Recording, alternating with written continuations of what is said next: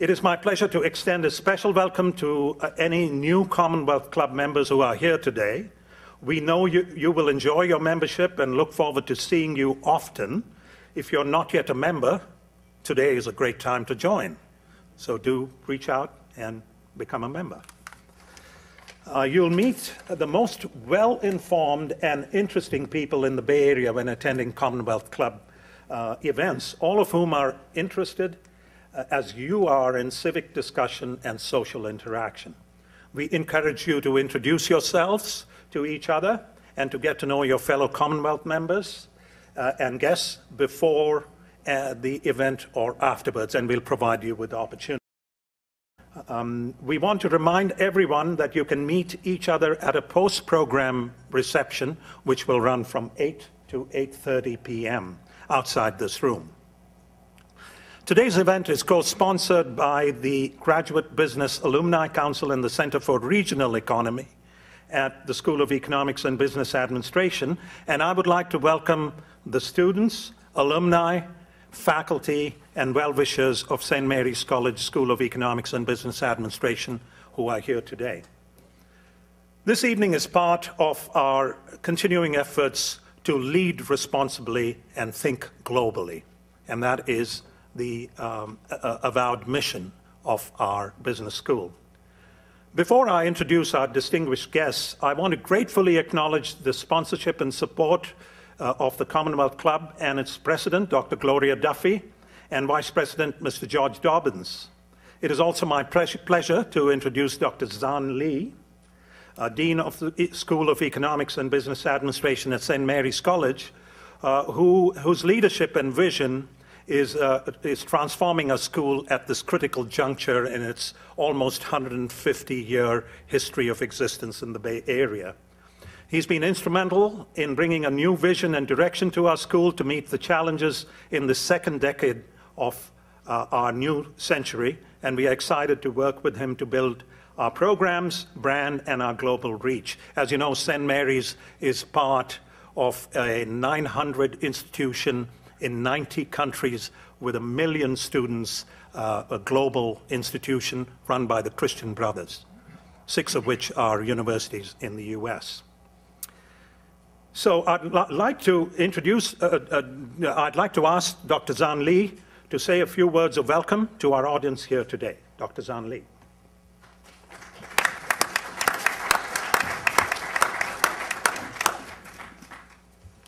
Thank you, Sean.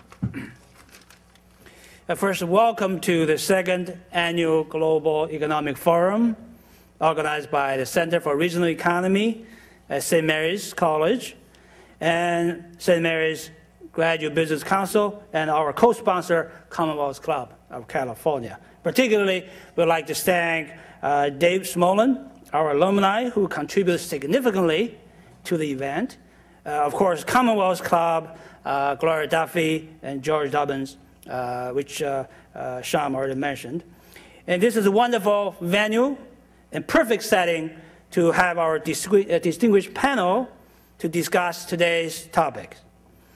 Also, now is a great timing to talk about global economy with the backdrop of European financial crisis, recession, and the Occupy movement. I'm glad to see that we not only discuss global economic issues, but also social impact of economic decisions and policies. It is within the global and socially responsible perspectives that we're approaching today's topics. At St. Mary's College School for Economic and Business Administration, we are passionate about global economic and socially responsible issues. Our curriculums not only deliver the fundamental business and economic concept and knowledge, but also educating our students to develop global and socially responsible views. So our school's motto really reflects well on what we do at St. Mary's. We summarize our mission and focus in 4 words: think globally, lead responsibly. And thank you for coming and enjoy the event. Thanks.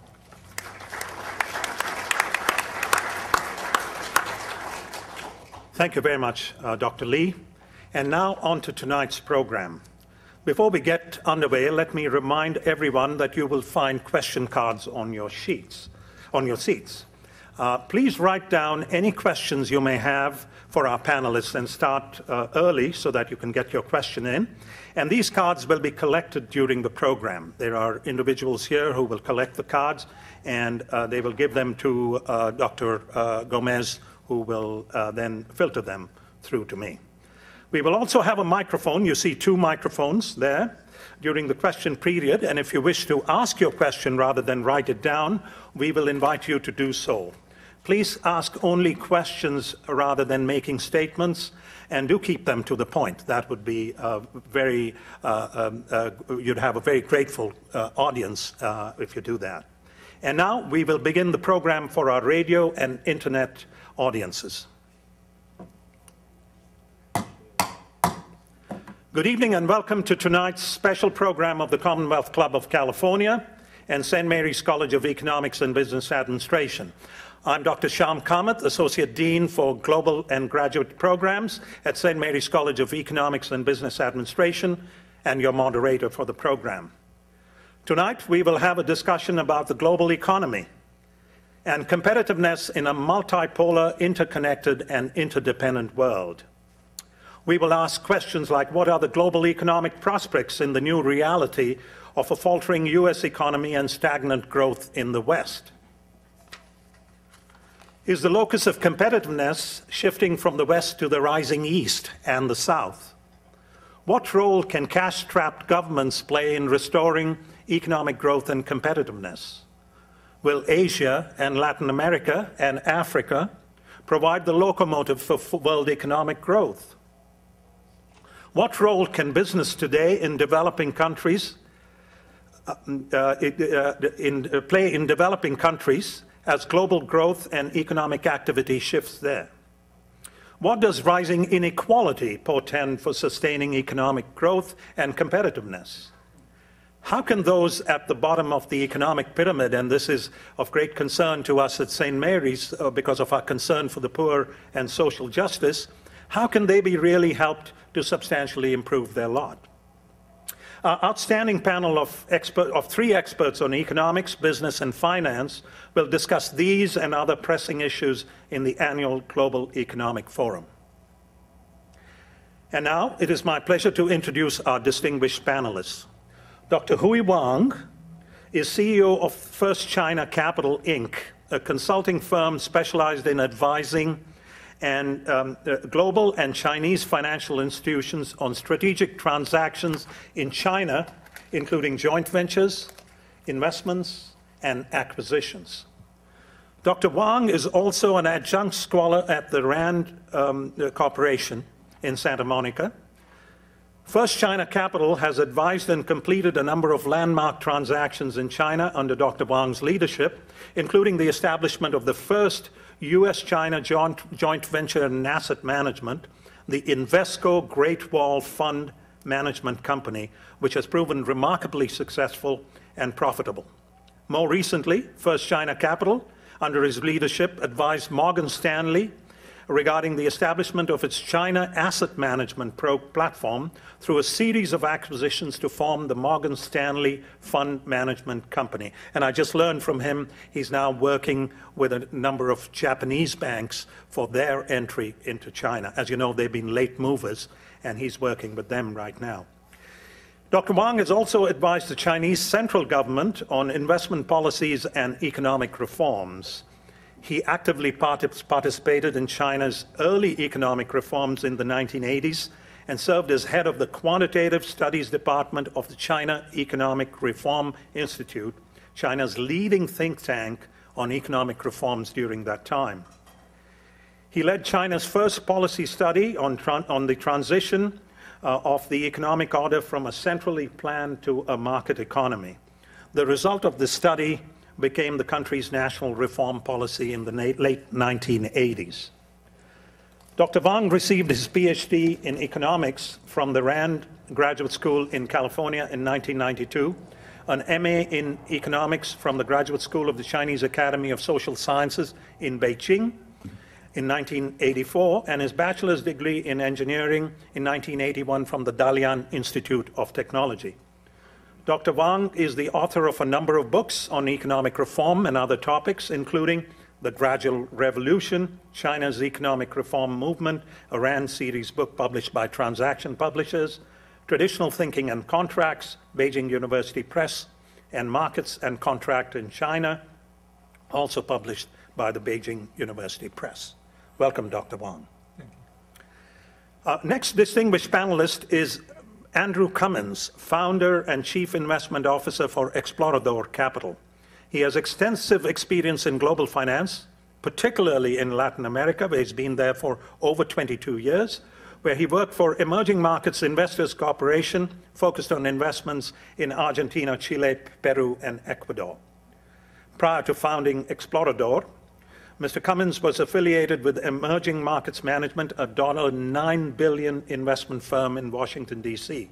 He also worked in the acquisitions group of JMB Realty Corporation in Chicago, where his transaction experience included over 13 corporate and real estate acquisitions ranging in financing size from $14 million to $1 billion. He sits on the board of directors of 3 companies in Latin America.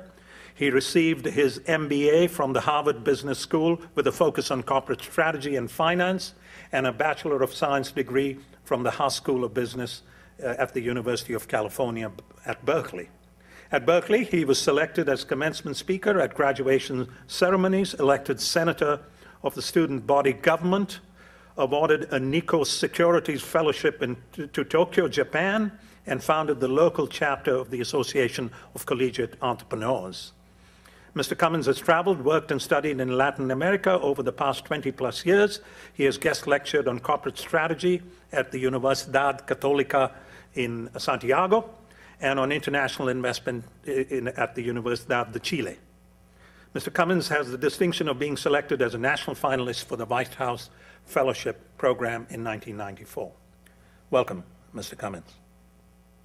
Our final panelist, Rafael Savi, is Managing Director at BlackRock Equity Strategies and is responsible for its North American, European, and developed market equity strategies.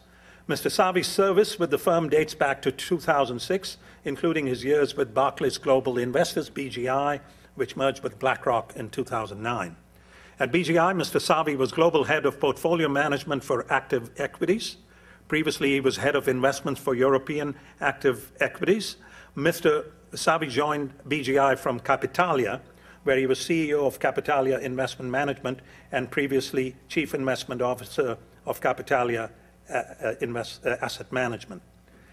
His industry experience, including serving as board member and advisor to several pension funds and investment companies. He was also adjunct professor of quantitative finance at the University of Rome from 2002 to 2006. Mr. Savi earned a BS MS degree in electronic engineering from the University of Rome, and I'm sure on a day like this, when Italy is in the headlines, Mr. Savi had a very busy day. Welcome, Mr. Savi. Thank you. We look forward to a lively, illuminating, and educational discussion from our distinguished panelists. We will begin with each one of our speakers making about a 15-minute response to initial questions that have been prepared to focus on key aspects of today's topic. And then we will go to the audience questions. I will begin with Dr. Wang. So the question we have for you, Dr. Wang, is we all know about the success of China, but many leading economists and managers are pointing out that China is slowing down and jobs are beginning to onshore back to the US and Europe and moving to other emerging markets. Time magazine just did an issue on what it called the China bubble, pointing out the dangers of the economic bubble there bursting, if indeed there be an economic bubble. The Economist, in turn, recently published a survey on the world economy where it pointed out the inevitability, timing unknown, of a setback or slowdown of the Chinese economy with a need to rebalance it to look at domestic demand buildup rather than export-led growth. So the questions are multiple. Is China going to crash as its undercapitalized and overloaned banking system unravels and rising wages make manufacturing in China not so attractive?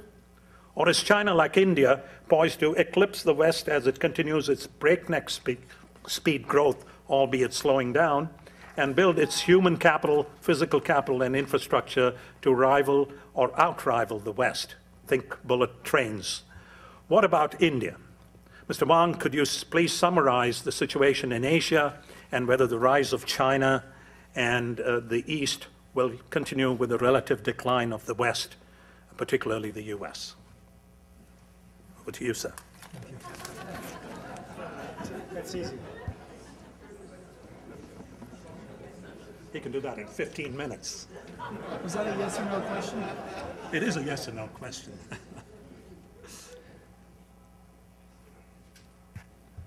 Thank you, Professor Kamas. Thank you, Ding Li. Good evening, everyone. Yes, there are serious concerns about the Chinese economy today, and the concerns are centered around two critical issues. One is about real estate bubble. The other one is about the slowing down of the economy. Let's take a closer look about the current state of the Chinese economy. This year, fighting inflation and the housing price rise have been Chinese top priority for its microeconomic policies. But the inflation and the real estate bubbles in China are largely related to injection of extra liquidity in 2008 and 2009 when China responded to the devastating global financial crisis. China has tried to reverse it and try to reduce liquidity. Policy measures include some very heavy anti-inflation moves, such as 9 times raising bank reserve ratio in China in less than a year in China, and raised that bank reserve ratio to an unprecedented high level of 21.5%. Dramatically reduced liquidity in the economy. Each time when China raised that bank reserve ratio of 50 basis points, China locked up about 400 billion RMB cash. So far, the result in the Chinese economy is it has slowed down. It slowed down from about 10.4% average last year to 9.5% second quarter and 9.1% third quarter. Real estate price rise has stopped. Many areas reversed.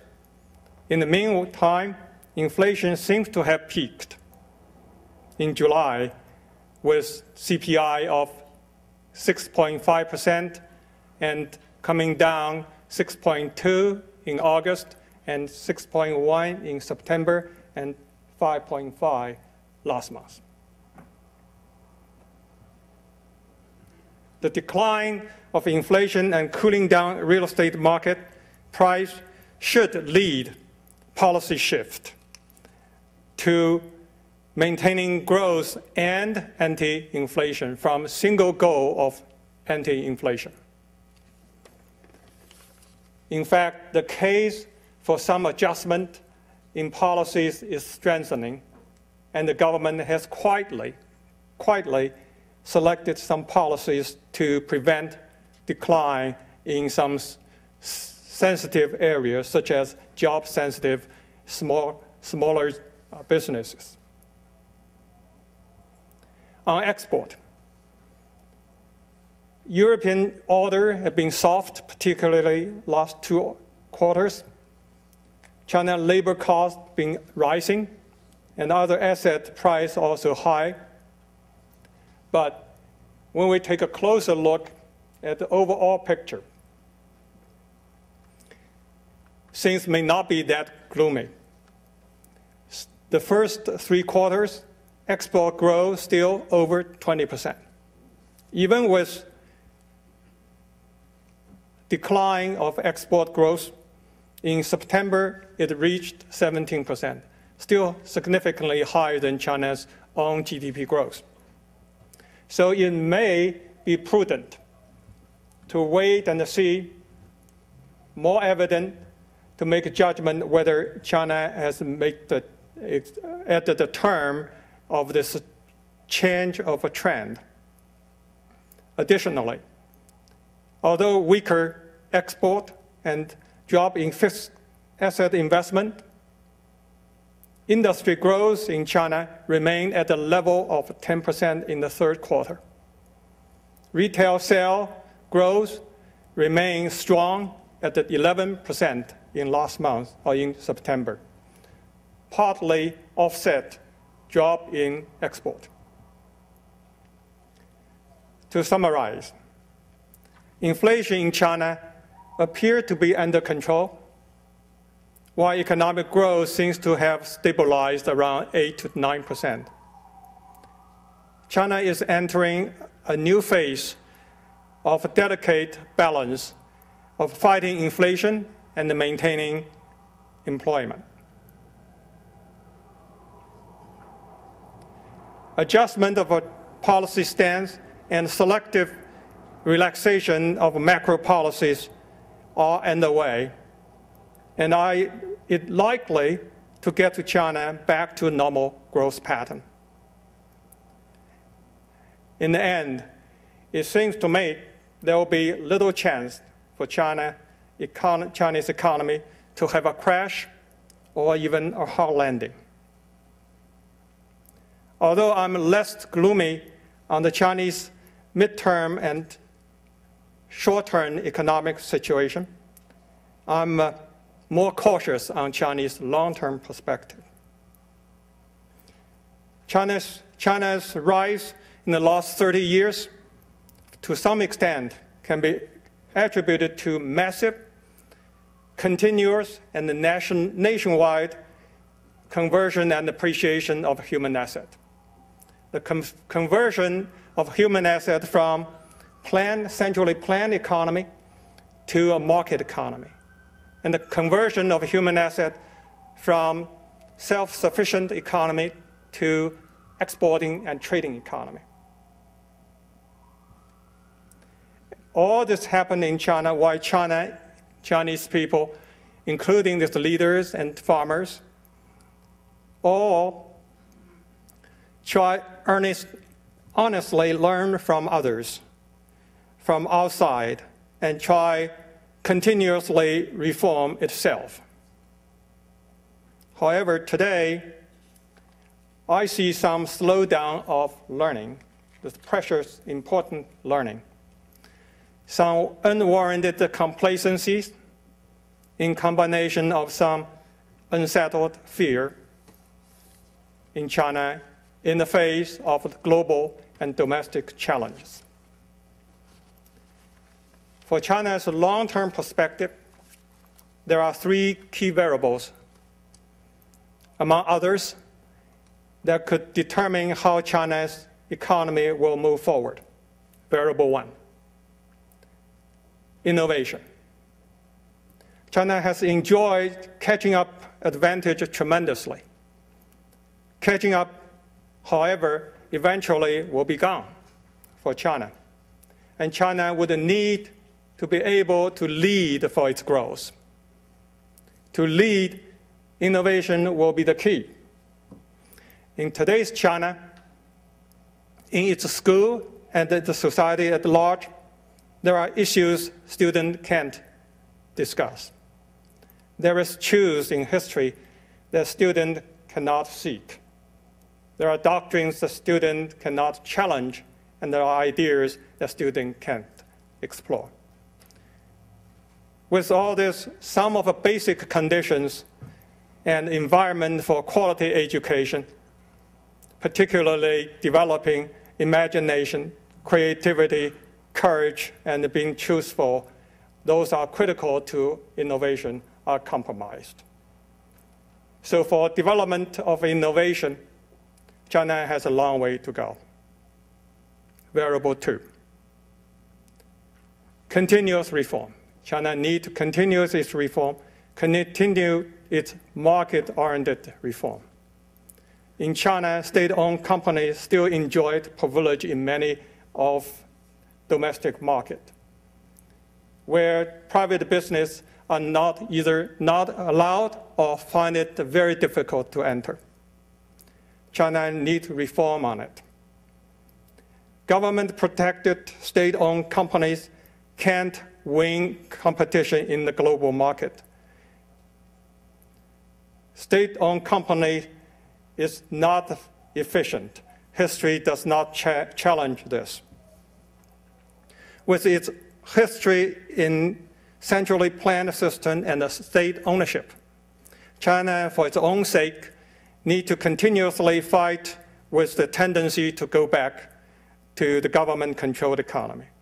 China market needs to be more open to foreign business, to its private business, and China needs to reform its monopoly situation and system, and government-protected state-owned companies. Variable 3, democracy. China needs to overcome the fear for democracy for its long-term economic growth. While facing 40,000 to 50,000 large-scale protests and confrontations in China last year, mostly for economic reasons, China simply cannot live on media censorship and suppression, and China needs to embrace democracy. China can block news, distort stories, even arrest people involved, but problems are there. China needs to have a mechanism to deal with issues in the time of a market economy. The issue of the political reform was officially raised in 1986, 25 years ago in China. China leadership at that time already realized that China cannot bypass democracy in its historic rise, particularly after it gets the benefit of economic liberalization. China's economic perspective will largely depend on whether and how China will be able to voluntarily embrace democracy. In summary, in the long run, Chinese economy will be a function of these three variables. It depends on the development of innovation, continuous market-oriented reform, and development of democracy. If China can successfully deal with these issues and the variables, China, as many institutional and individuals have projected, its size might be as big as 1.5 times or more of the United States economy in 2020. Many economists project that China will be as the size of a US economy between 2020 to 2030, although if by using purchasing power parity, perhaps China already is very close to the US economy in terms of size. But GDP-wise, per capita GDP-wise, China is less than 10% of the US economy. Even with China at the 2030 significantly bigger than the US economy, its GDP still is a portion, per capita GDP is a portion of the US, less than a third. On India, I think the world is so fortunate to have a dynamic India today. India and China have many things in common. They both have the rich culture and history, yet with the burden of legacy. Both have over 1 billion population, and both had enjoyed highest growth rate in the last 10 years among countries. Of course, India and China are hugely different. India has more, for example, has more demographic dividend, and China has more, perhaps, better education infrastructure. India brings to this world a challenge and an alternative to China in economic, business, and political perspective. India may be a healthy competition to China in the long run in this world, and I can't appreciate them more. Thank you.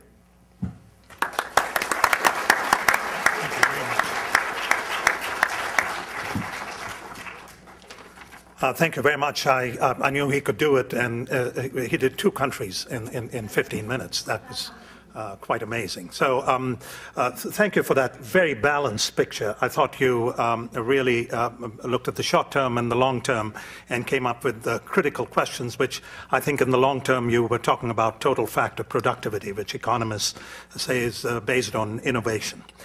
Thank you. I'd now like to shift gear here and move to another part of the world where Mr. Cummins' expertise lies. And his question is also a multiple-part question which would require greater depthness in dealing with the multiple parts. So let me ask that question. We all know that Latin America, particularly Brazil, has done very well in the last few years, especially with their becoming now an oil-based economy. And Argentina has boomed. So how is this newfound wealth in Brazil likely to impact the country's and Latin America's growth prospects? However, we have noticed that there is a recent slowdown in the Brazilian economy. I believe growth has fallen to 3.3% this year. And it seems to be, is it a harbinger of troubles to Latin American economies, as we've had in the past with Brazil and Argentina? And what does this portend for Argentina? Because Argentina has become very linked to Brazil in the past few years. Or as the economists and the financial media claim, is Argentina getting ready with the re-election of Cristina Kirchner, very likely? Is it preparing itself for another massive crisis? And how do the leftist political governments of Venezuela, Ecuador, and Bolivia factor into all this? How is that going to change? Are they going to change the prospects? So with that kind of broad focus, will Latin America continue to be a star performer, or is it likely to face another hiccup or slowdown? Andrew, to you.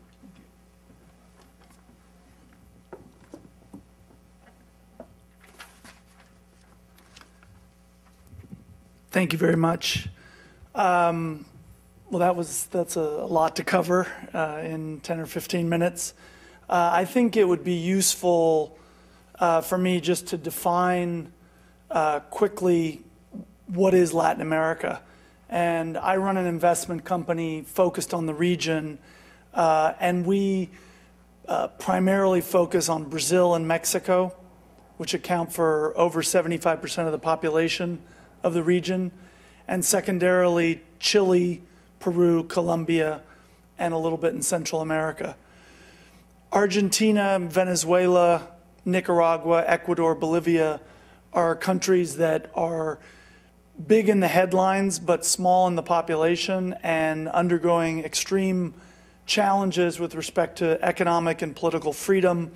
And suffice it to say, in this few minutes I have to make comments, that those smaller countries are in trouble, and the outlook over the next 5 years for economic growth in Venezuela, Ecuador, Bolivia, Nicaragua is not promising. However, to answer the larger and more overarching question of what's happening in Latin America, as defined the way I did based on population, Brazil, Mexico, Chile, Peru, and Colombia, the outlook over the next 5 to 10 years is very, very bullish. Now, without further reform, the region and those countries in the region probably will only grow in the 3 to 5% range rather than the 5 to 7% range. But the probability, the reason that I'm so very bullish on those countries is that the probability of a major economic collapse or financial system collapse is very low over the next 4 to 8 years in the region, driven both by possibilities of problems at home as well as driven by the factors of Europe or possible crisis in the US or even a slowdown in China. And the reason for that is that if you look over the last 40 to 45 years around the world, every single emerging markets crisis was precipitated by either a sovereign debt default or a disorderly exit from a pegged or fixed exchange rate, or both. And when one or both of those phenomena took place, it led typically to a banking system collapse. When you look at Brazil, Mexico, Chile, Peru, and Colombia, which comprise more than 85% of the region's population, as I mentioned earlier, all of those 5 countries have relatively free-floating exchange rates that will act as a shock absorber to adjust to rising and falling commodity prices, financial system crises in Europe, slowdown and speed up of growth in India and China, etc. And secondarily, they've used the strong growth years of the last 7 or 8 years to build up their central bank reserves, not just reduce their debt as a percentage of GDP, but also lengthen the maturities of their debt and switch debt from dollar-denominated debt to local currency. So one of the problems that maybe Raffaele will be speaking more about with respect to Europe is debt as an absolute percentage of GDP is a problem. It's a problem in the United States. It's a bigger problem as numbers go in Japan or Italy. But what's particularly acute is if you owe money and you don't control the printing press for the debt denomination that you have. So Brazil and Mexico and Chile and Peru and Colombia have brought more of the debt, paid it off in dollars, and have more of their debt comprised in local currency. So if they needed to address or get through a difficult crisis, they'd have an easier ability to do that. So all of that is not to say that stock markets won't go up or down 50% and that assets can't go from being cheap or expensive, or that growth, for a particular year won't be 0 or negative 1%. But on average, the historic history, people used to say that when the US or Europe and the developed world caught a cold, Latin America got pneumonia. And in the major markets that our firm focuses on investing, that's no longer the case. As I mentioned earlier, growth in Latin America is likely to be in the range of 3 to 5% unless there's additional significant reform. And where are the areas that Latin America needs to deepen that reform? In our firm, we use a 5-point metric system to evaluate countries. And while we apply it to Latin America, I think it's a useful framework to think about evaluating the prospects for growth and stability and prosperity and rising standards of living for countries in all parts of the globe. And very quickly, those 5 metrics are rule of law, inflation management, fiscal balance, free trade, and deregulation. And just touching very quickly on each of those 5 points, rule of law is important for enforcement of contracts, for security, for a sense of the ability to fight corruption at the corporate and political level. It's somewhat probably self-evident and obvious to you all the importance of rule of law as a cornerstone for people's confidence for long-term investing and therefore enterprise formation and job creation. Inflation management is so important, particularly in Latin America, which suffered a lost decade in the 80s of growth from hyperinflation. And simply put, you cannot make multi-year investments in factories and new service-oriented companies unless you know what the price of inputs and outputs of costs are going to be over a 2 to 4 to 6 year period. So when you have uncertainty about inflation, it both has the pernicious effect of eating into the savings and income of the lowest level workers, but it also has the equally pernicious effect of halting very needed multi-year investment. One of the big successes of Brazil in particular over the last 7 or 8 years has been the bringing down of inflation to the single-digit range, which has then unlocked access to credit for both consumers, businesses, and the economy as a whole. On the third point, fiscal balance.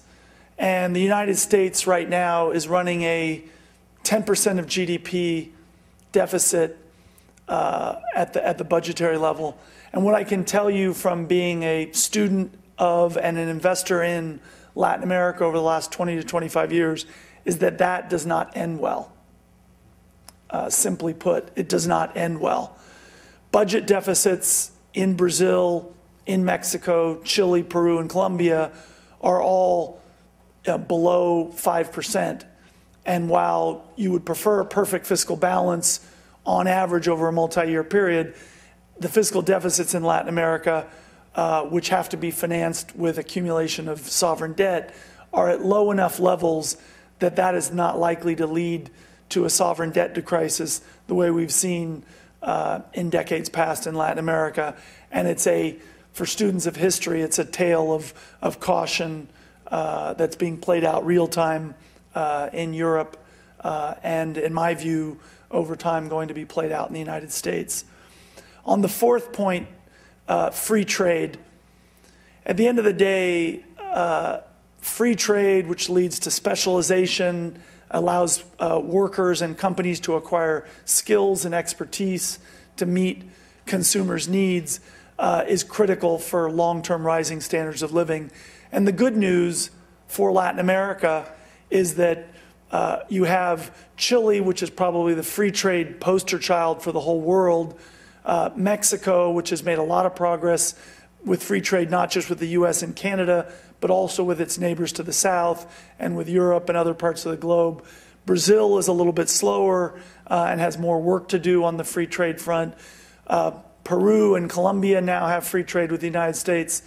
It's not a 1 quarter to the next or 1 year to the next quick trade, but it is a 5 to 10 year pillar and cornerstone for probably 1 to 2 percentage points of higher GDP growth than they would otherwise have, and a cornerstone of stability that leads to confidence for international and domestic savers to invest in their own country. And finally, on the front of deregulation, what I'm referring to here is deregulation of the labor market, a fair and not overly burdensome tax code, market-based solutions to healthcare, Social Security, and welfare. Depending on the country and depending on the metric, Brazil, Mexico, Chile, Colombia, and Peru all have a very favorable outlook on most of those 5 metrics, and that's part of what leads to my optimism with respect to their stability and their medium-term above average growth rates relative to their history. So, that's my outlook for the region. I am watching the clock as well. That's my outlook for the region. I think some themes that are worth exploring that add to the wind at the back of Latin America is persistent scarcity of commodities, of which Latin America is a large producer and services the global economy. The capital to labor ratio is changing in the region, which is allowing productivity And one quick anecdote on that is that a worker with a shovel probably earns $300 or $400 a month. A worker that's driving an earth-moving Caterpillar machinery probably today earns 2 to 3 times that amount. And the ability to get that worker behind the wheels of a tractor involves the need for access to credit. So the investment-grade credit ratings of the region are helping change the capital-to-labor ratio, and that's bullish for the region. As I mentioned, free trade, access to credit, women entering the workforce, the internet proliferating, those are all reasons to be bullish on Latin America. But in the context of the countries that my fellow panelists are talking about, Latin America has 350 million people, about the size of the United States, 20% of the per capita GDP, orders of magnitude smaller than in India or China, but still an interesting place, not to rescue the global economy, but to be an interesting place to invest on a selected basis at times of attractive valuation. So thank you.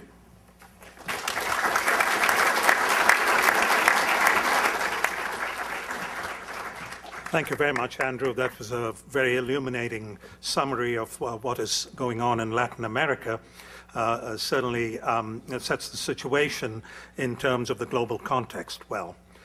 And now I'll turn to Mr. Rafael Savi, Managing Director of BlackRock, with Europe at center stage. And given the Italian job that took place today, I think we have a very interesting, my questions, I was sending the question to him, it changed on an hourly basis. So let me give you the latest version of that question. As you know, today, the Italian government maybe fell, maybe. And as a result, there is a panic. The stock exchanges of the world are reflecting that panic.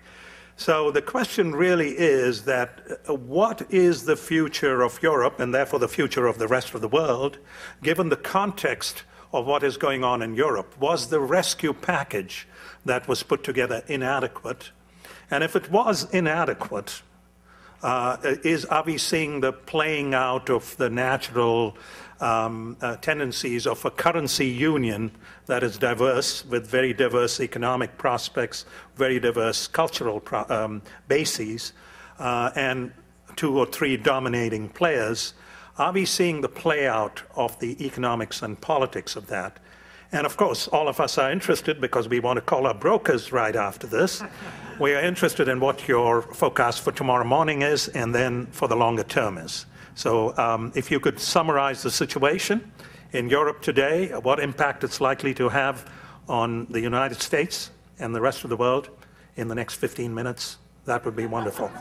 And by the way, the breaking news is that Asian stocks are slumping right now. So well, there you go. I want to get to your broker quickly. Okay. Well, that's easy. Before I sort this all out in 10 minutes, I want to thank Professor Kamath. It's been a pleasure to sort of swap these daily emails that were becoming more and more dire and entangled by the hour. Thanks to Dean Lee, thanks to St. Mary's College, the Commonwealth Club, and to all of you that have interest in these topics, and that, rather than being out in a wonderful November night in San Francisco, you decided to listen to a litany of bad news from Europe. So this might say something about your preferences. So, all right, before you call your brokers, I just want to try and address the issue of what actually happened in Europe and what is likely to happen. Discount my forecast heavily. This is not, somebody said forecasting is really difficult, especially when it's about the future, and that's exactly the situation we're in. The second part of the presentation of this debate today, I would like to focus a few minutes on what are the likely implications of what's going on in Europe in the rest of the developed world, US first. So, as they say, without further ado, what happened in the last few months? Well, first of all, thousands and thousands of articles and papers have been written around this crisis. So for sure, environmental conscious people should worry about the amount of paper that has and the amount of ink that have been printed around this European crisis. And it's very difficult to, whenever you are in a crisis situation, it's actually very difficult to trace it back to the original accident, what actually happened. And I try to focus on the most troubled countries and give you a 1-minute snapshot of the situation in each of the troubled countries in Europe. I will not make justice to any of them, but bear with me for a second. So the point I'm trying to make here is that, as the Russian writer Tolstoy said, happy families are all alike, but everybody's unhappy in their own way. That's true of European countries. People tend to paint the situation in Europe with a broad brush, but actually, if you look at the countries that are in trouble, they're in trouble for somehow different reasons. And I think that this is an important consideration to share. So sometimes in the first quarter of 2010, the Greek government came out and said, we got a huge hole in our public finances. And we have this huge hole because, the national accounts have been fudged for a long time. Maybe since since Greece entered the euro, maybe even before that.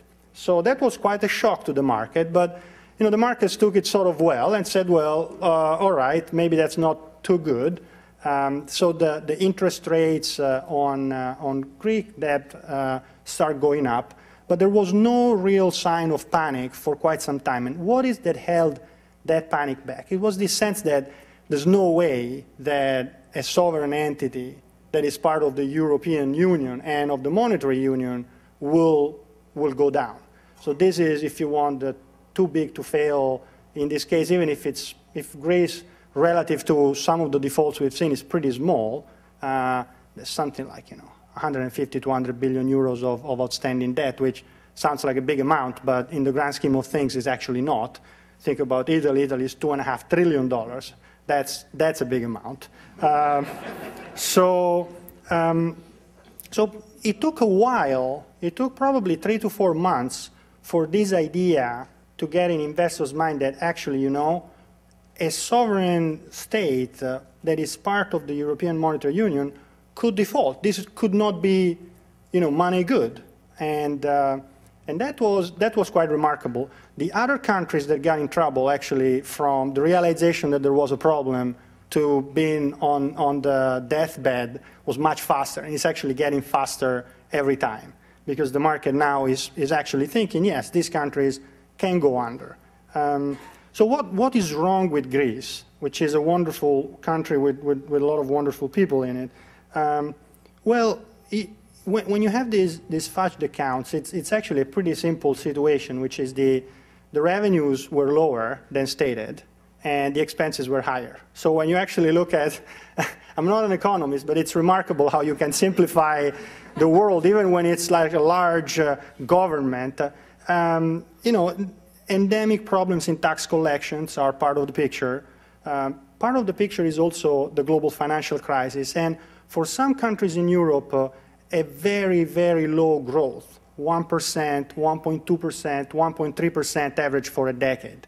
Now, what happens in those situations is that even if your welfare system at the beginning of those periods is sort of okay, it's very difficult, and this is true in Greece, it's true in Italy, unfortunately it's true in California as well.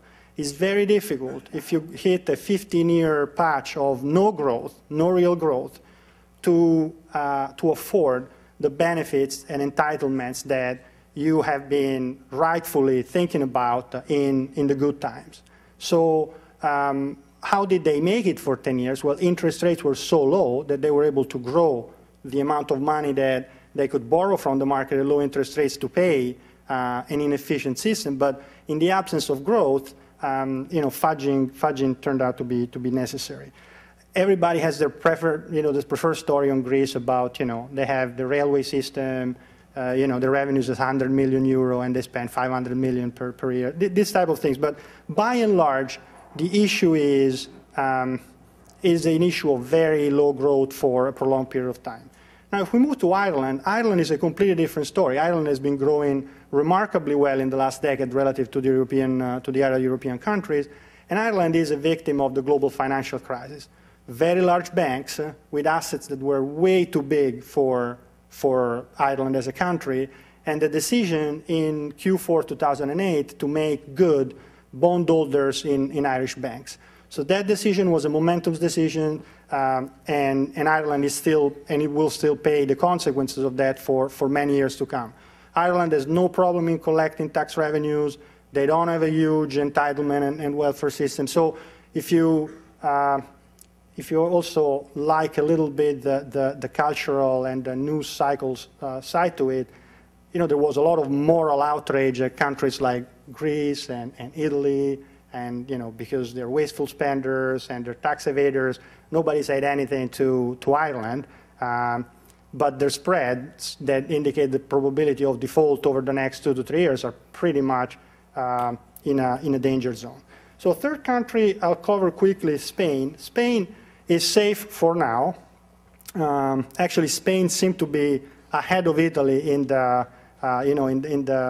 charts, and then with a very timely action in terms of calling new elections, preparing a change of government, and also quickly implementing with national unity a series of economic reforms, the famous austerity packages, managed to stem the tide of lenders withdrawing their support to the country.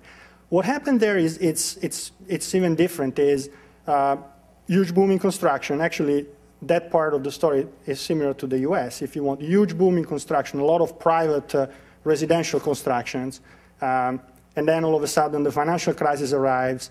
People don't want to buy houses or second houses in Spain anymore.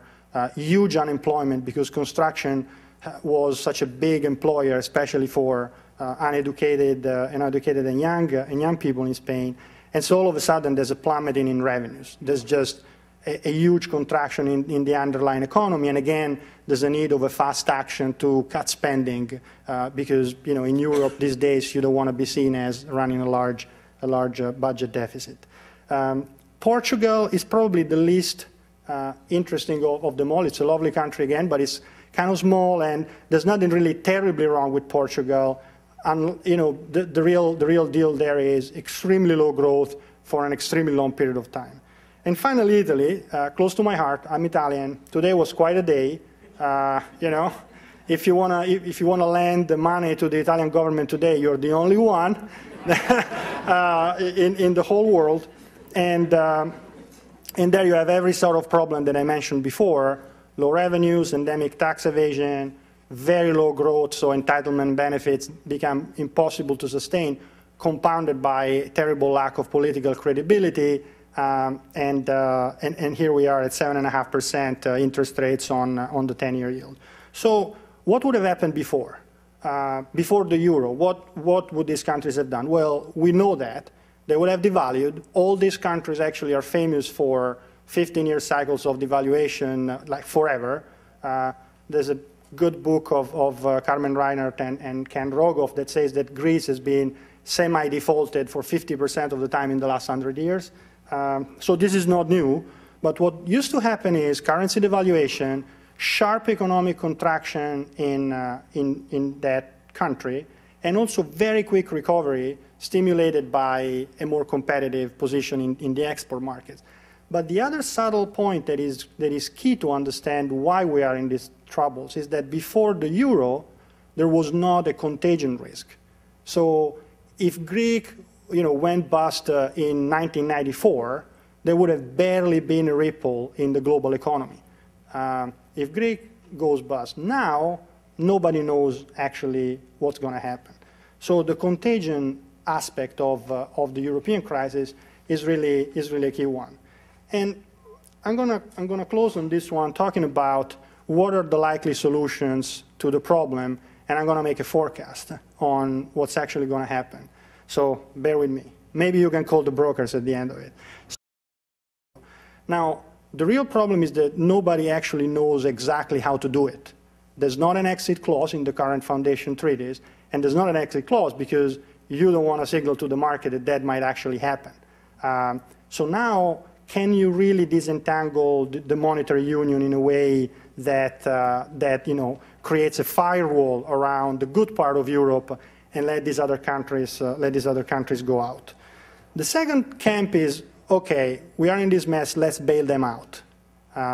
So that's when you hear talking about the whole leveraging the FSF up to 4 trillion, making the FSF, the Financial Stability Fund, the bank. And the big issue here with the bailouts is an issue of fairness. Again, is it fair that taxpayers in fiscally disciplined countries basically pay taxes also for their more profligate neighbors? Then there's a third camp that is the camp of austerity. So it says, okay, let them keep on drowning, not completely drown, but let them be so scared that finally they have to put their finances in order. That's, in a nutshell where Germany is. And then the problem here is, do we really know what's doable? What is the political backlash at home? Do people in Greece, in Italy, in Spain, Portugal, are they ready to be told by the IMF and by the EU how to run their countries? I mean, this is a tricky juncture. And finally, there's the fourth camp that says the ECB will save the world. So they are an independent institution. They don't have to go to any parliament. They can make it money good just by saying we will buy an unlimited amount of debt of troubled countries. And here's my punchline. I think that the solution is going to be a combination of 1, 2, 3, and 4. So let me close on this one. I think there's a big debate out there about we got into these troubles because of a piecemeal approach. So European policymakers have been behind the curve. We should have come out with a huge package and stopped the bleeding when it started in Greece. Now that's exactly the same type of argument that was made around the Lehman bankruptcy in the US. A lot of people say they should have never let Lehman go under because that, got the toothpaste out of the tube and then to put it back is complicated. That's called entropy. It's not easy. So let me just finish saying, why do I think that the piecemeal approach will actually be the one that will be implemented, which means we're in it for a while. Don't call your brokers yet. So why do I think a piecemeal approach is? One, there is an enormous number of agents that need to cooperate to implement this solution. If it was already difficult in a single country with a single fiscal policy and a single House representative like the US, imagine doing this with a multi-country, multicultural world. Second, it's actually very difficult to know the contagion and interconnectedness of the system, how it's going to play out. So even if you had $3 trillion, maybe some of you have $3 trillion, I don't think that there's anyone that knows exactly how to deploy this $3 trillion. Would you buy all the debt of Greece, Italy, and Spain? Would you actually recapitalize the banks? Would you, what exactly would you implement? Growth-seeking programs in endemically low-growth countries? It isn't clear what's going to happen from that point. But when I said number 1, 2, 3, and 4, if you remember, the number 1 point was let them default and leave the euro.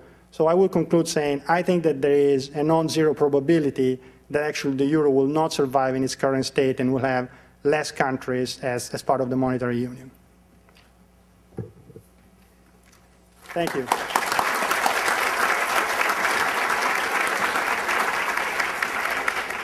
Well, thank you very much, Mr. Savi, for that quadrangulation of the situation. I thought you handled it extremely well and explaining that anything is possible. I'd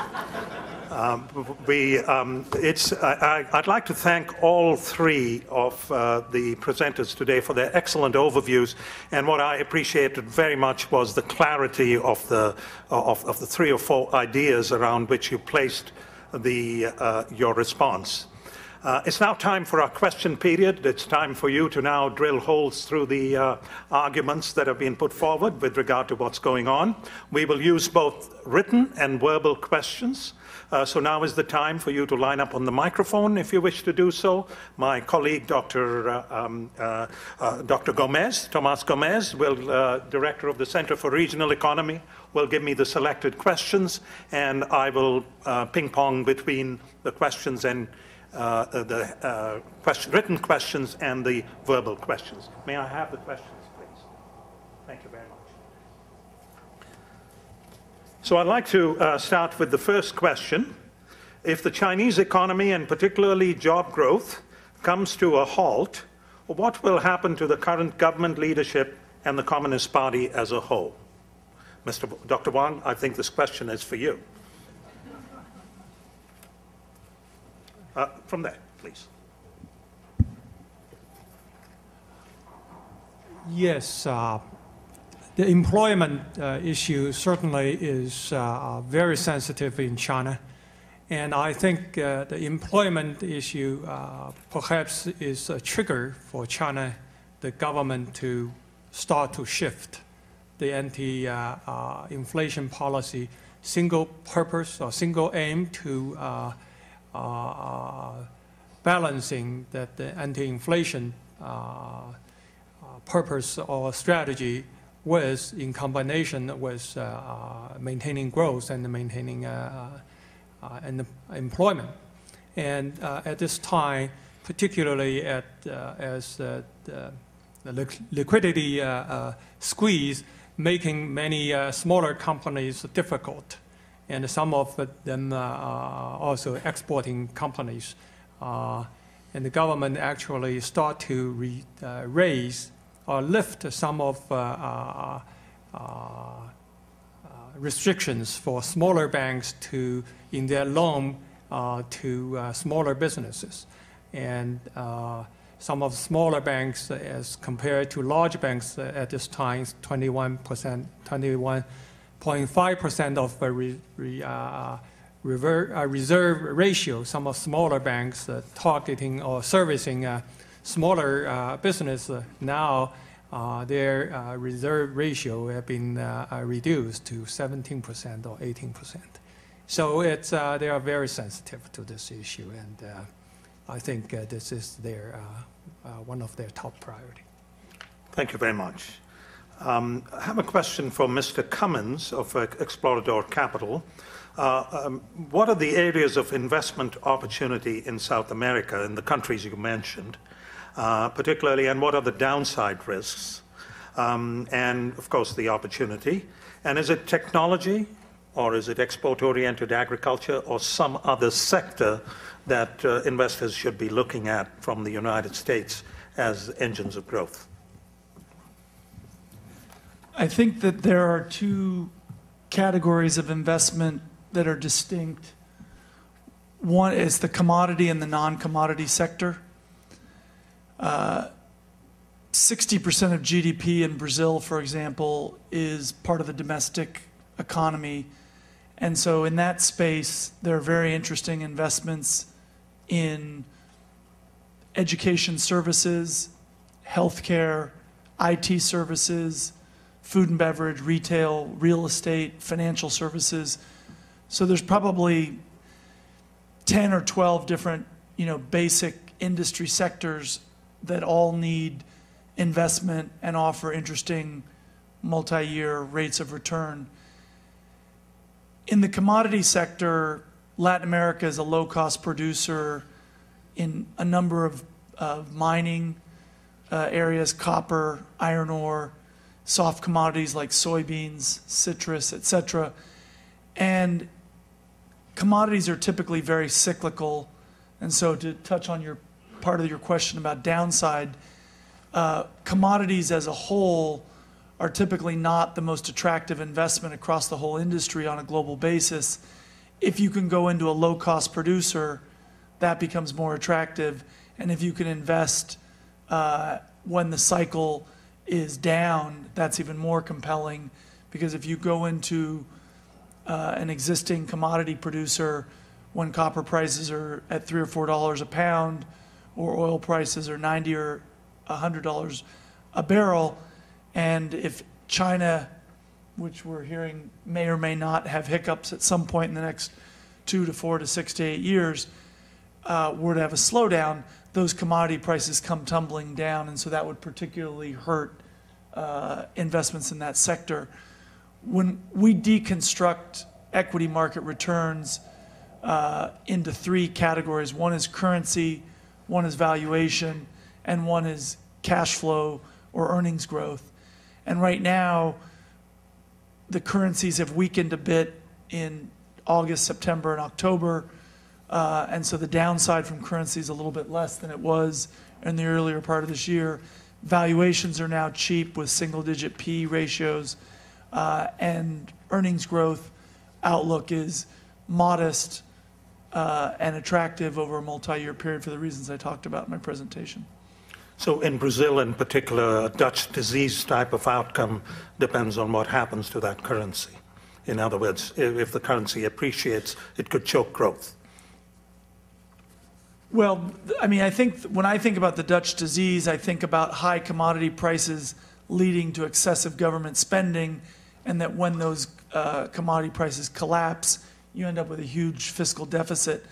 I think Brazil is particularly well suited today to avoid that. Mm-hmm. And so if commodity prices were to collapse, with a free-floating exchange rate, the currency would weaken, and so Brazilian real-denominated assets would weaken in the short term. But I would say that for anybody with a 2 to 4 to 6 year horizon, particularly if they do dollar cost averaging, that the currency offers more limited downside now that it's weakened somewhat. And if there's a deepening or more aggravated global financial crisis and slower global growth, the currency could weaken another 10, let's call it 10 to 20%, but let's just say 20% real exchange rate devaluation. If you spread that out over 4 years, you're looking at a detraction from your returns of 3 or 4% a year for 4 or 5 years. If you properly selected an investment with a 15 to 20% expected return, you'd still have attractive positive dollar returns for that investment. So I think that it's an interesting place to be investing right now. Thank you for that clarity about the attractiveness of Brazil. Mr. Salvi, a question for you. You mentioned contagion risk rightfully, according to the question. How do you view countries such as Poland? Do you think the current economic crisis will lead to an expansion of the euro and the inclusion of countries like Poland? So this is a contrarian question. Instead of having less, we will have a rebalancing. Do you think a reshuffling of countries, participants, is necessary as a shock to the euro experiment? And please define, to redefine this currency experiment. Do you think that's going to happen? Okay, so, whoops, all right. Well, Poland is an interesting case, I think, because it's 40 million people, so it's actually pretty big. You know, we've been talking about a lot of countries of 5 million people, like Greece and Ireland, and GDP per capita is still low relative to the current members of the euro, but in terms of demographics, potential, it's definitely the next in line to join. Now the big question is that there's a lot of political hoopla that goes on in Brussels before a new member joins the euro. Will there be focus enough with all the firefighting that goes on in the union? I think it would be a very bold sign for the markets. Do I see that level of boldness in the European officials at the moment? I would be surprised if that happened, you know, before the crisis is actually on a path to a resolution. Longer term, provided that we have an orderly resolution of the current crisis, I think that definitely there will be an expansion to new countries. Let me also talk 1 second about why is that countries want to join the euro, right? So would you still want to join the euro now after all that's going on? Because if you're part of the euro, you get a pretty aggressive level of scrutiny these days. One way or another, it looks like you have to probably give up a little bit of your sovereignty in running your fiscal policies. And so I think that it's becoming less of an attractive proposition, less of a dream than it was 10 or 15 years ago. But I think that it is important to go 1 second through why is that countries in Europe thought this was a great idea to begin with. As Professor Kamat said, a lot of eminent academics, way before the actual implementation of the euro, said this is never going to happen, especially American academics. Mm-hmm. They said it's never going to happen. Monetary union without fiscal union, it's not feasible. And the European countries went ahead and said, we don't care. And why didn't they care? I think there are 3 sets of reasons. One is for everybody. The long process that was activated after the Second World War had a lot to do with the fact that Europe has been ravaged by internal wars for 100 years before the monetary union, the economic union, the idea of a United States of Europe actually gained traction. So that was a pretty solid reason for people to say, okay, we're willing to go through the cost and the political mess of setting this up. That's a big plus for us. Then you had what were the weak countries looking for? Well, the weak countries were looking for, one, lower interest rates. Just to give you a number, in Italy, before joining the euro, 3 months rate were 14%, and then we enjoyed 2% for a decade. That actually comes in handy when you need to borrow. And the second one, some technocratic elites in some of these countries, all the weak countries I mentioned before, actually said, listen, without an external constraint, we will never be able to get our house in order. So for weak countries, it's a love-hate relationship with Brussels. Sometimes being told what to do and going back to your people and say, look, we have to cut this program. It doesn't make any sense. We can't afford it. With the euro behind you has been a viable way to implement reform. What was in it for the rich countries? Well, for the rich countries, they enjoyed a currency exchange that is way weaker than what it had been. See what happened to the Swiss franc that is not part of the euro in this recent turmoil. So exporters in rich countries like Germany enjoyed a wonderful competitive advantage.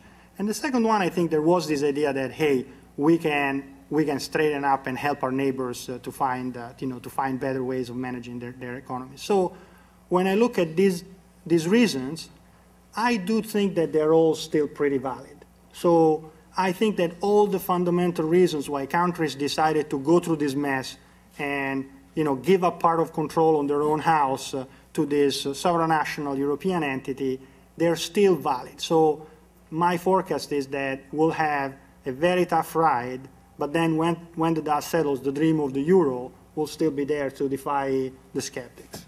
Well, thank you for that very optimistic view. Is the next stage then, given the turmoil, is it likely that we're going to see more towards a political union of some of those countries, a subset, because we do know the problems with currency areas, and that's what we are seeing today. Robert Mundell's chickens come home to roost. He was right. He was right. Okay. So the point is that going to lead now to a greater attempt once we are past the looking longer term, where we'll start thinking of taking Jean Monnet's view to its extreme? Look, if we want to be practical here, what's happening today is we're already halfway there. So there's the Troika, IMF, European Union, and ECB they have offices in Central Athens. They're finding square footage in Central Rome. They've been in Dublin for a long time. They've been in Lisbon. So there is already a strong presence of the lenders, ECB and IMF and the European Union with the FSF, to make sure that these austerity programs that these countries have agreed upon are implemented. remarkably, the backlash has been limited, has been very peaceful, and unless that dynamic changes and there's really a very aggressive, hard pushback on parts of this society, I think that it's a state of fact in which you already have an external control over economic policies of a large number of countries in Europe. So would it be more elegant and ultimately more effective to do that in a permanent institutional framework rather than with inspectors? I would argue it would. If you ask these countries, would you want to do it 6 months ago, everybody would have said no. But then, you know, sometimes events have their funny way of changing people's perception. So I think that maybe Jean Monnet wouldn't be particularly proud of the way in which this functional development will happen, but it is more likely than ever before to have a coordinated fiscal policy in Europe. Excellent, thank you. I'd like to ask you to, without me or Dr. Gomez acting as a filter, feel free to walk up to the mic. I'd like to remind our audience that you're listening to the Commonwealth Club of California radio program, and we're discussing the global economy. Our panelists are Dr. Hui Wang, CEO of First China Capital and adjunct staff consultant for the RAND Corporation, Andrew Cummins, founder and chief investment officer of Explorador Capital, and Rafael Savi, managing director of BlackRock. I'm your moderator, Shyam Kamath, associate dean and director of global programs at St. Mary's College of California and the School of Economics and Business Administration. I'd now ask you if there's somebody going to step up. Yes, we have a question. Maria. Maria is going to ask a question. Please, Maria. Yes, hi. My name is Maria Di Maio, and one of the questions that I have is about China. Everyone keeps talking about different issues that China is having because of inflation, et cetera, et cetera. My question is more in terms of organization development. How is China coping with the fact that they're having now 2 generations with different perspectives about business development, meaning the older generations are more traditionalist, more like father-children, because it's more a collectivist, you know, country, versus the younger generations where they're more westernized. And given the fact that many now Chinese students are coming to the United States to get advanced degrees, and many of them are going back to China to implement those ideas. How is this going to help, or how is it going to not help at all China? Great question. Dr. Wang? Thank you. Generation conflict has been typical in the last 30 years, and perhaps when the society changes so dramatically, you often see this kind of issues. But in terms of today, with the Chinese economy in general operate in the market system, and with globalization and internet are available, younger generation does have the more issues with the government officials and with their parent. At this time, it's my observation that the younger generation try to stay away from politics, and they seem to be more realistic, less political, and they try to find something that they can personally develop and also benefit. And so at this time, you can see from internet and from media, they have all kinds of blogs and comment, but at this time they don't have any significant effort at this time, like organized effort. Although we know in China the government is very much against the organized effort too. In China there was an old phrase that individually, we can give you freedom, but if you want to be an organization, we will treat you very differently. So at this time, I don't know if I can answer your question, but in general, I think that as younger generation is pushing the economy and the society going forward, and I think they eventually will bring China to a more open and with more freedom. And eventually, I think they also can find a better way to deal with it, this transition in a less revolutionary or less disruptive way, but more cooperative and with more compromise in the process. Thank you. Thank you. Thank you. We've been seeing rapid growth in Chinese investment in certainly Latin America, Africa, and increasingly now in southern Asia.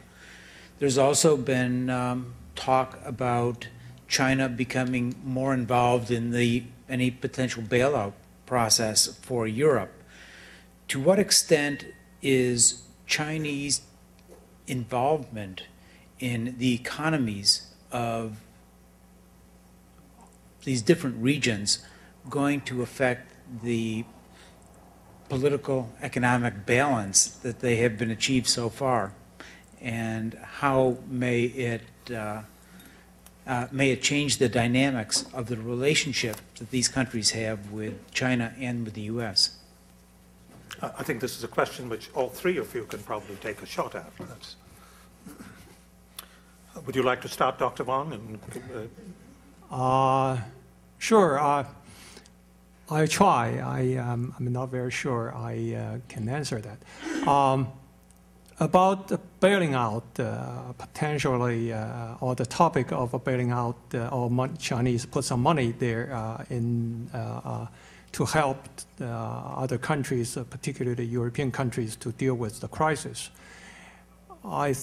We know there are discussions, particularly Italian delegation visited China in September, and other countries visited China to discuss about using Chinese $3 trillion US dollar worth hard currencies reserves. And many economists and officials in China were involved. But we also want to see the fact that the $3 trillion dollars reserve does not belong to the government. It's the result of a Chinese policy of converting RMB, dollar into RMB, in any case when you have export. So basically they used RMB to buy your dollar there. So the money is not the government money. And the second, in the debate, the issue is that China is still like $4,000 the GDP per capita GDP, and there are many urgent issues in China for the government to deal with, particularly in a less developed area that has not enjoyed that much of opening up and the reform, and they need to, for example, education and health care there need to be dealt with. And perhaps technically more important is China, if China has ability to invest or put the money with to help the European to deal with crisis, China perhaps does not have the skills to generate this kind of process, particularly with this to lend the money out. You will need to be able to tell what countries particularly you can invest.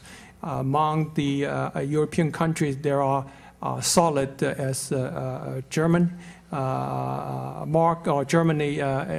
Germany, and there are weak countries. And in terms of telling the risk and attach the terms to protect the investment, I don't think China has the skill and the resource to do that, except that they have the money. So China perhaps want to realize that today it is an integrated world, and other part of the world suffer, China suffer. When you are in China, they talk more about their own economy. They talk about the U.S. economy and the global economy more than their own economy. They always ask a question about the double dip in the U.S. But in general, I don't think this China has actual ability to get involved in this process at this time. Mr. Cummins? The main relationship between China and Latin America is on the natural resources front, and China, for its long-term needs to consume commodities for its industrialization, is seeking and making investments in the natural resources mining sector in Latin America. And I would say that that's the primary motivation for China to do that and to get involved with Latin America on that in those areas. I would say an ancillary benefit or way in which that activity and those relationships will have some manifestation is in the geopolitical arena with respect to China's interests vis-a-vis North Korea or Taiwan or matters related to the UN.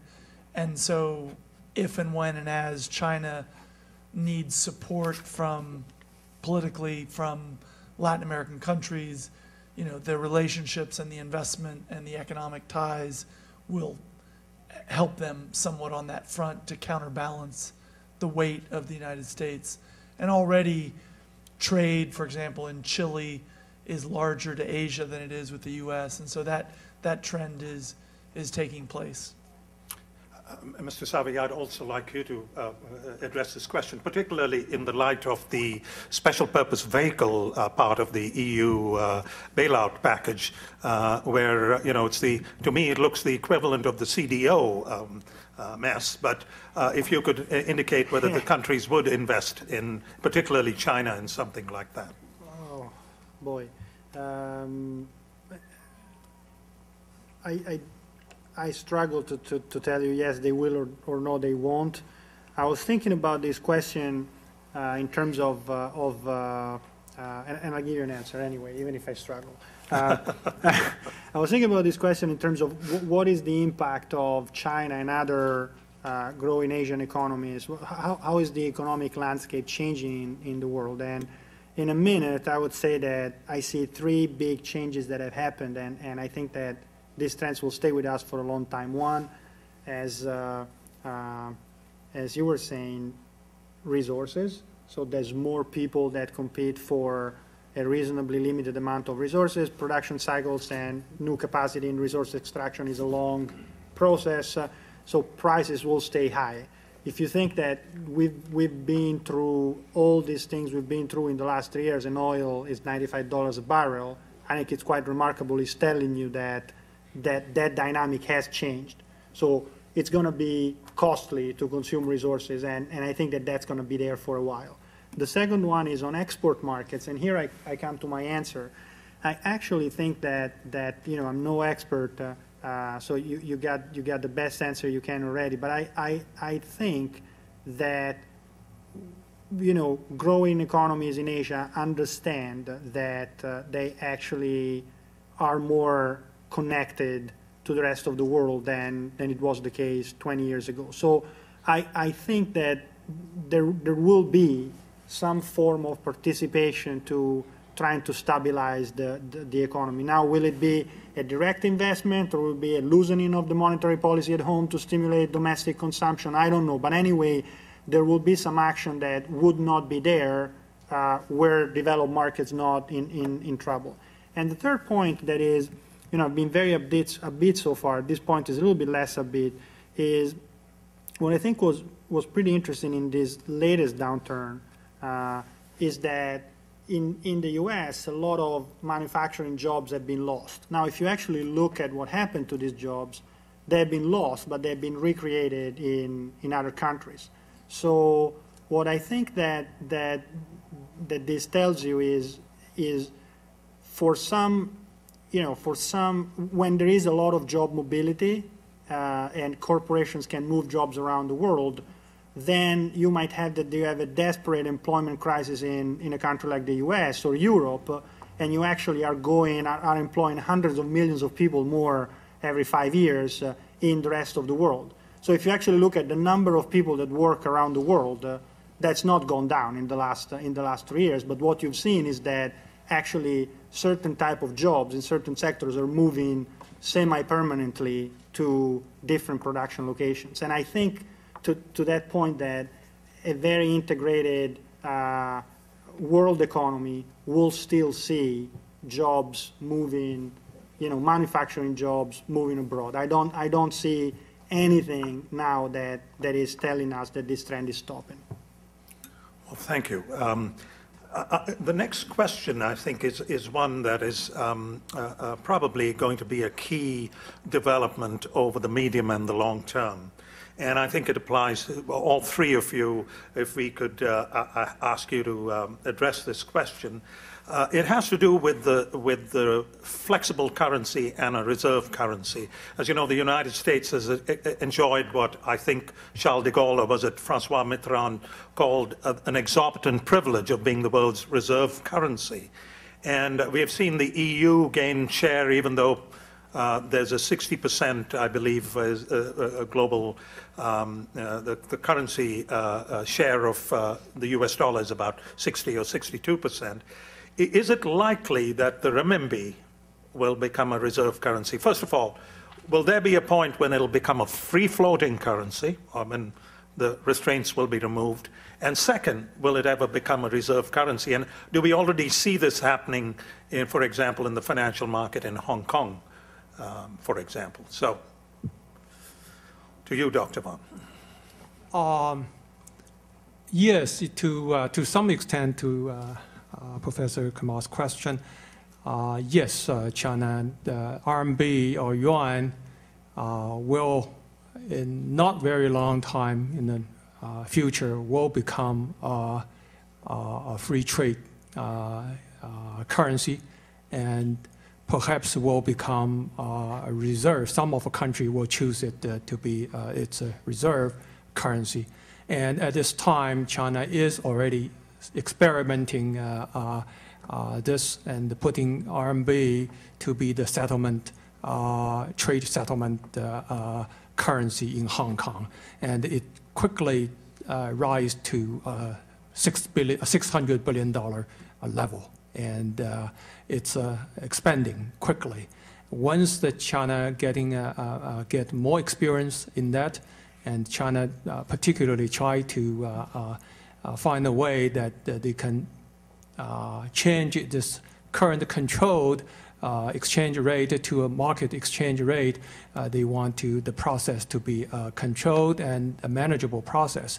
At this time, I think they already accumulated enough information and the mechanism, particularly through the over a year settlement, RMB settlement in Hong Kong, and it also is already some of the countries in Southeast Asia already choose China yuan to be its currency, hard currency, but technically, I think perhaps we'll need to wait for more than a year, at least 1.5 years, because the Chinese cabinet is changing in 1.5 years, and the remaining term for the current officials I don't think they would do it in their remaining 1.5-year term. They probably will leave it to the next cabinet. So the next cabinet will start another early 2013. So I think they will accelerate in 2 years this process. Thank you. Mr. Cummins. I think one needs to make the distinction between a currency that's being used to settle global commerce and trade transactions and what currency is being used as a store of value. And I think that only countries that demonstrate multi-decade or build a multi-decade track record of not debasing their currency will be used as stores of value. And I think whether or not the United States dollar continues to be a store of value and therefore a reserve currency will be a function of how the Federal Reserve acts if there's a sudden spike at some point in the next 5 years of inflation, and whether or not they decisively and significantly raise rates to protect the US dollar from being debased. If they do that, I think the US dollar will continue to be a significant reserve currency defined as the vehicle with which people use as a store of value. I think freedom is humanity's destiny, and so with the ingredient of time, I'm sure that China will have a free-floating exchange rate, but I think that until China has a completely autonomous and depoliticized central bank, it's unlikely to become the reserve currency for central banks and other people around the world. I agree with what has been said. I think, that the trends toward yuan and becoming a settlement currency for a lot of the trade in Asia is there, and we'll see more of that. Now, will people that are not directly trading with China in other parts of the world want to have a large exposure to the renminbi in their portfolios? I think that's a long way to go. I agree that eventually you'll get there, but it's a long way to go. And the other comment I would make is that currencies are peculiar in that, there's a lot of intervention in the currency market. So if you just look around the world now, the Swiss National Bank is trying to keep the level of the franc, below a certain level. The Bank of Japan is doing the same thing. There's a lot of talks around the stability, long-term stability of the pegs in Hong Kong and Singapore. So I think that in terms of the fact, we could live in a world in which a central bank has political objectives and then implements market action to try and achieve those objectives. Doesn't mean that they eventually do achieve those objectives. So I don't think that in itself will stop people to start trading more and more in yuan. I don't think that the idea of a central bank that is a neutral arbiter is a necessary.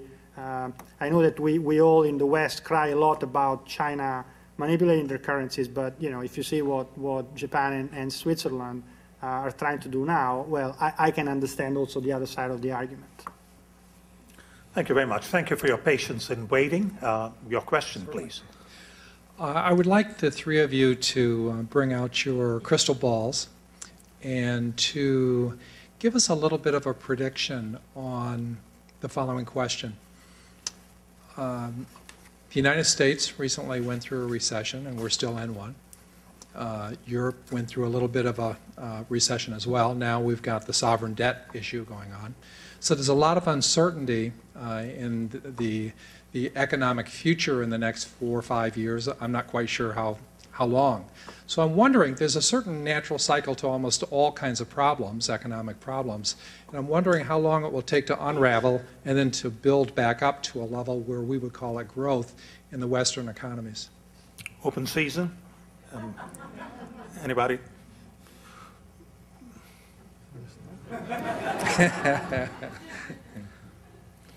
I expect that the deleveraging of households, banks, and the U.S. government is going to be a 5 to 10 year process, not a 1 to 3 year process. And while that process is going on, growth is likely to be suboptimal in the United States. I'm less knowledgeable about Europe. I know the UK has made significant progress in the last 24 months deleveraging, and the US has as well. But I think that, you know, it's difficult to grow when you have the albatross of debt around your neck. And I think that that in a democracy is going to be difficult to resolve. Yeah, I'll take the other side of this one. I'm the ever optimistic here. So I think if you measure coming out of a recession in terms of GDP growth, I think that actually we'll see, we'll see an output that is above the 2007 peaks, and we'll see, growth in the range that we've been used to see in the U.S., for example. I'm in the camp of 2 to 3% sustainable for a few years. Now, if you measure, will people feel it? Well, it depends. So if you measure coming out of a recession in terms of employment, then I think that the situation there is more challenging, both in the U.S. and in Europe. So the large amount of jobs lost, as for example in the U.S. you lost 4 or 5 million jobs in manufacturing and another 3 million jobs in construction. Well, it's very difficult to see those jobs coming back with the same speed that we've seen in other cycles, because the manufacturing are gone, and there's a huge overhang that we were talking about on the housing cycle. Europe, for sure, governments will keep on tightening the belt. A lot of Southern European jobs are actually government related. So I think that we will be in for a long time around the topics of income inequality, jobless recoveries, but it will be a GDP recovery nonetheless. But it will bring new problems for policymakers and people around the world. Yeah, perhaps I'll add one point here is since China is at a different development stage or different type of economy compared to European and American more developed economy, with its size, China perhaps will play as a stabilizer as in today's economy as European demand or economy is a little soft, and China perhaps can be view as a stabilizer as it continue. It's at least 8% growth for the next 2 or 3 years at least. It's going to be below 8%. China will see a lot of unemployment when the farmers move to the city, and just like what happened in the last financial crisis of 08-09, China's economic growth perhaps shortened the time that we may suffer otherwise, as China passed last year become the largest auto market. We all know that in China, almost all auto or cars are made by joint ventures, including our firms from Detroit. And GM is doing very well there. And 3 years ago, China became the largest mobile phone market. And last August, this summer, China became the largest PC market. And firms here in this community or Bay Area, larger Bay Area of Intel and AMD shipped more chips to China end users today than any other country, including the United States. So at this time, economy relatively sluggish, and China still have more than 8% growth, perhaps will make things easier and less pessimistic to me. Thank you. Mr. Miller, question from you. You know, I've been listening to the distinguished professors here, but let me ask you this. The RMB being considered as a basket of currency rather than the old U.S. petrodollars. China, in regard to South America, as well as in Africa, they're sort of having a barter currency exchange where they expatriate their money back to China by having their employees and their firms building the rail system, minings, and so on. So it seems like the Chinese are playing a very great game of chess. They're geopoliticking for position. And then they have very, how you say, a sense of patience when it coming to the longer goal in terms of world domination. I'm specifically talking about their aircraft fleets, their carrier-based naval bases going to the South China Sea to acquire the whole region, if they can, of the oil down there. Can either the gentlemen talk about South America in regard to how the South American government see this as a mutual benefit or eventually a cost to the U.S. relation? And for the Chinese scholar there, how does the Chinese see themselves in terms of the economic versus their political power beyond their immediate region, such as Korea, China, and Southeast Asia? I think this gets to the nub of the question, I'm actually fascinated by the angle of the global domination. So I agree with Andrew. I think, though, that there will be some very interesting developments that are already there, and we're seeing them. And I think that they will get a lot of people scared. So one is defense spending in the U.S. It's unlikely to stay at the level it's been in the last, in the last decade. And if you actually look at what defense companies are forecasting, they're forecasting more and more business with non-U.S. I mean, if you look at the big contractors in the U.S., U.S. government was 90% of their business, and now if you look at this problem bottom up, there are a lot of other areas in the world where, with the U.S. That is not going to spend as much money and be present in as many places as it's been in the last 2 decades, countries that can afford it will actually build a stronger military presence. So I think we will see over the next few years this announcement of large deals between, a U.S.-based defense company and South Korea, and people will go crazy about, oh my God, is this about North Korea? Is this about China? Or, I think that we need to be thinking about the world as some of the things and traits that were exclusive dominance of a couple of countries. They're already not anymore exclusive dominance of a couple of countries, but this doesn't mean that, the world is going to conflict. I agree with Andrew. I think that this is just a natural development, and as long as it goes pari passu with an improvement in the standard of living, an improvement in transparency and freedom, then I think we should all welcome that. Thank you. And I would just, to build on what Raffaele just said, the point is that for these contractors to sell arms and defense spending abroad, they have to have the money to do it, and they're not going to have the money to do it unless they're embracing democratic capitalism.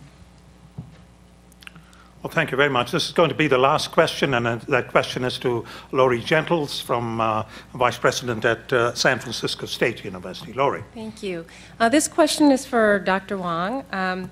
You spoke about innovation, reform, and democracy as 3 of the areas that China will need to focus on if it's going to continue its economic growth and continued progress.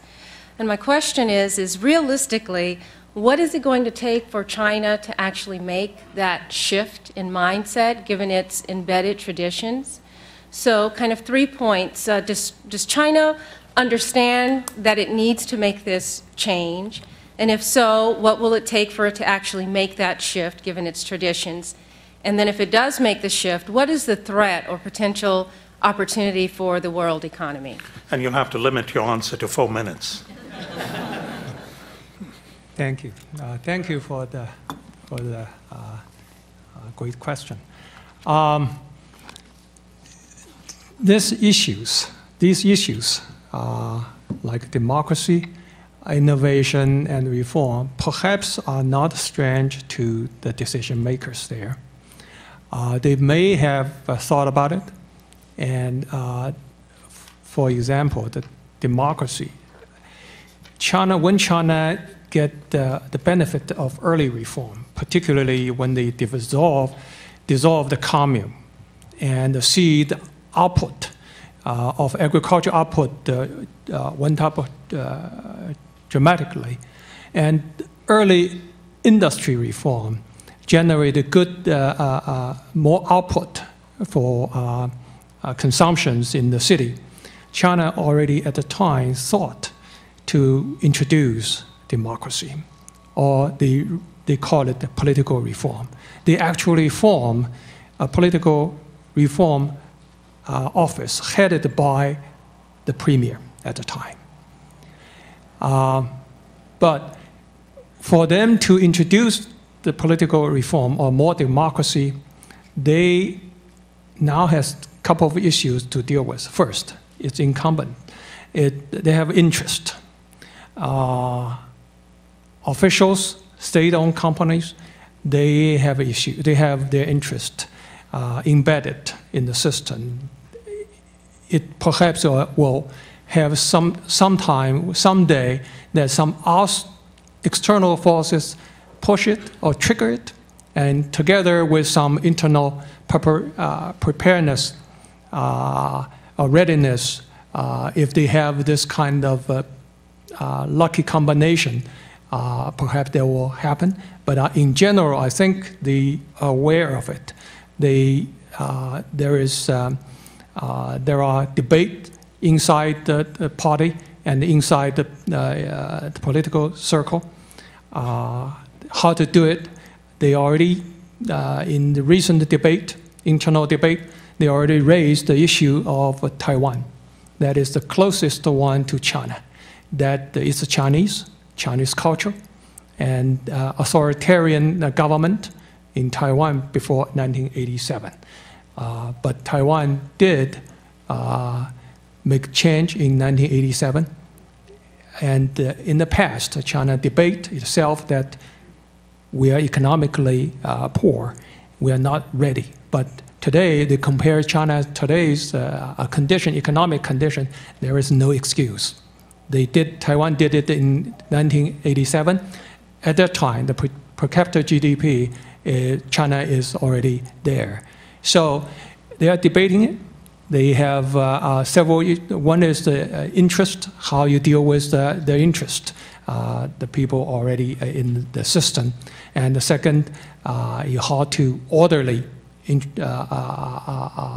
introduce this. And third, perhaps they are thinking or calculating who will do it, who will be able to do it. And it was raised in 1960 or 86 for the first time, political reform. At that time, that person who raised that has a lot of asset they can use, or the Deng Xiaoping. He has the reputation and the base in the party that to lead this kind of a reform. Today, whether that perhaps you will need, they are calculating when this person may arrive or emerge to lead this. But in other issues like continued reform and innovation, I think they know this. This just it may take time to do so, and they are having debate. But like innovation, perhaps it will take more than one generation to be more innovative, given the culture. Thank you very much, Dr. Wang. Our thanks to Dr. Hui Wang, CEO of First China Capital and adjunct staff consultant for the RAND Corporation, Andrew Cummins, founder and chief investment officer of Explorador Capital, and Raffaele Savi, managing director of BlackRock Equity Strategies. We also thank our audiences here and on radio and the internet. We also want to remind everyone here to join us out in the lobby for a brief post-program reception. I'm Dr. Shyam Kamath of St. Mary's College School of Economics and Business Administration. And now this meeting of the Commonwealth Club of California and the St. Mary's College Graduate Business Alumni Council and Center for Regional Economy is adjourned. Thank you very much for joining the audience today and for making this such a lively and educational evening.